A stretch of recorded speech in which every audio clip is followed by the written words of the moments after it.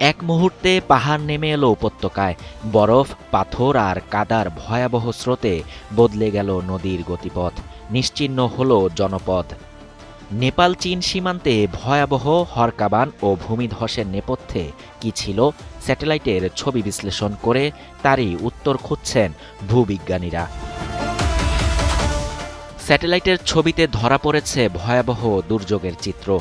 গবেষকদের প্রাথমিক বিশ্লেষণ বলছে, তিব্বত সীমান্তের কাছে লাংটাং লিরুং শৃঙ্খের কাছে একটি হিমবাহের বড় অংশ ভেঙে পড়ার পাশাপাশি পাহাড়ের বিশাল একটি অংশ ধসে পড়ে। বুধবারের ছবি মেঘ ও ধ্বংসাবশেষের ধুলোয় স্পষ্ট না হলেও বৃহস্পতিবারের তুলনামূলক পরিষ্কার ছবিতে উঠে আসে ভয়াবহতার মাত্রা। শুধু বরফ নয়, হিমবাহের নিচের পাহাড়ের মূল শিলাস্তরেরও বড় অংশ ধসে পড়ে। বিপুল বরফ, পাথর ও মাটি একসঙ্গে নেমে আসে সরু পাহাড়ি উপত্যকায়।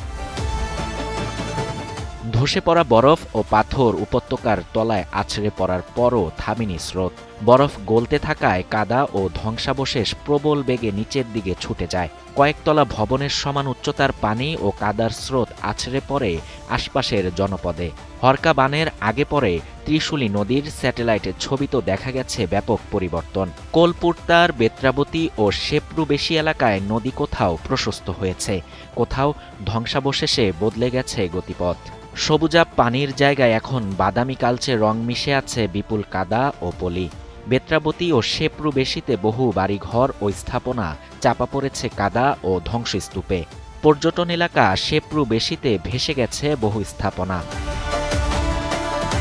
পর্বত ভূগোলবিদ এলটন বায়ার্সের মতে, তিনি এর আগে এত বড় হিমবাহজনিত বন্যা দেখেননি।